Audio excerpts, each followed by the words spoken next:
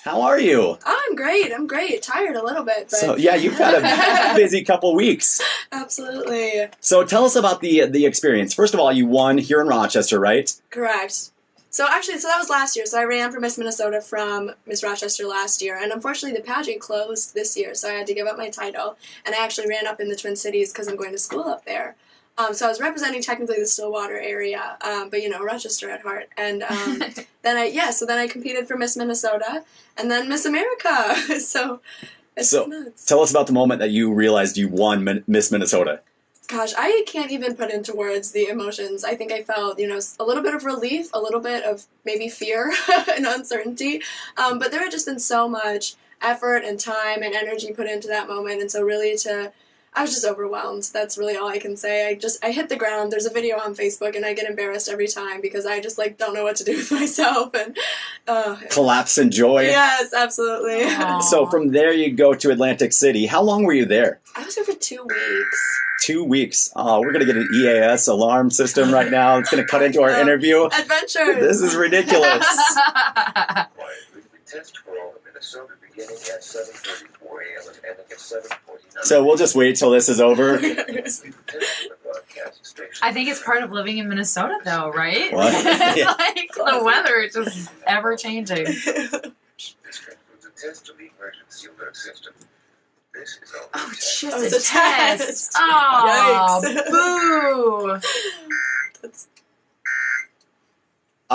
All right, we're back. Yeah. Why did they test it just now? Because I was here. Because, Just in case There's Jeez. too much awesomeness going on the radio right now. We got to interrupt this interview. Settle it down a little bit. So, I don't know what our listeners heard or not, but I was asking you about Atlantic City. After you won Miss Minnesota, you traveled to Atlantic City. You were there for 2 weeks. Correct. What were you doing out there for 2 weeks?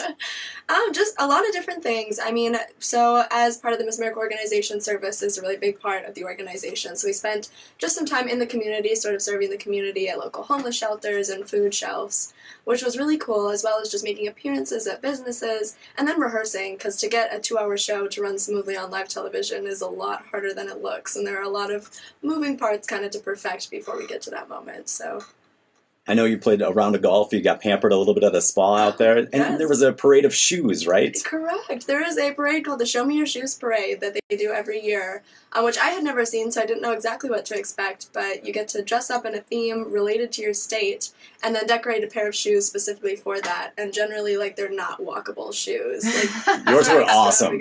I thought so. I was really excited about it. So Madeline did Prince. She did a Prince theme with her outfit and her shoes, and they were amazing. The pictures are at KROC.com. If you haven't seen them yet, just search those out. They're fantastic. Did you design those? Actually, my aunt did. I mean, I knew it was kind of a no-brainer that I was going to go with Prince, but I wasn't sure exactly kind of how to do it. So my aunt designed it, and one of my judges from Miss Minnesota sort of executed the actual creation of the Prince symbol. But, I like to think, I was the muse. They were very cool shoes. So you compete in the pageant and you walk away with the title of Miss Congeniality, which is voted on by the other contestants. That's got to be a cool honor. It is really cool. Unfortunately, it gets kind of a bad rap. People think it's kind of the kiss of death because people like you enough that they're not threatened by you, so they vote for you for Miss Congeniality. So, but honestly, it's the most meaningful award I could have walked away with. Perfect for Minnesota. Absolutely, Minnesota nice. Right? Yeah, right. So it really was, and they announced it right before we went on for the live show, and I cried a little bit. Partially because it's really meaningful, partially because I was really tired, and one of my eyelashes was falling off. Oh, no! I'm like, Chris Harrison is waiting for me on stage, and I look terrible. What? You did a fantastic job. You did a great job of representing Rochester and the state of Minnesota. We're so proud of you and your accomplishments. What is your platform?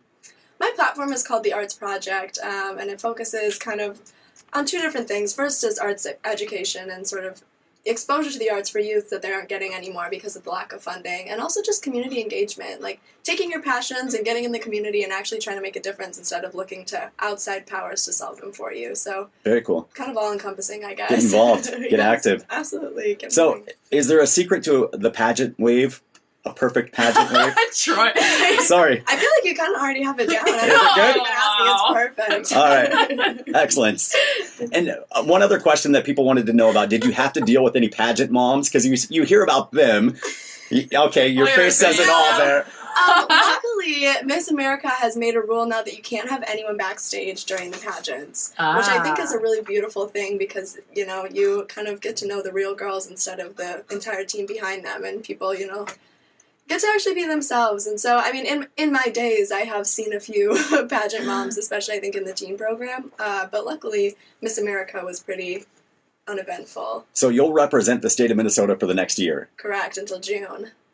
Now, Very cool. we need to make sure that you're worthy of that title. Uh-oh. We do. So we're going to test. I've not been through enough. We're going to test your Minnesota knowledge with a quick 3-question quiz, okay? All right. Minnesota State Trivia. On what Minnesota lake was water skiing invented in 1922? Do you know? I'm gonna guess Lake Pepin. That's right. Lake Hey, City. wow. Okay, I've been there, so All right. that too. So what toy, considered one of the greatest of all time, was developed in the 1940s and named after a Minnesota lake? Okay, definitely know this one because I have a little brother. It's Tonka trucks. It is. Lake Minnetonka, right? You got it. Look at you.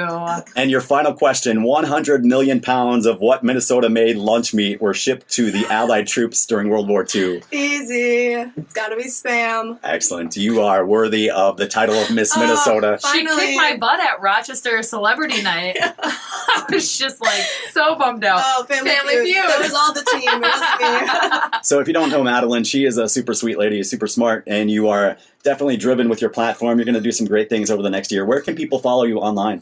I have basically every social media you could think of. And it's generally Miss America MN is the tagline. So Perfect. find it Miss Minnesota Madeline Van Ert on Facebook. So Excellent. Thanks for coming in today. thank you so much for having me. Have a great day.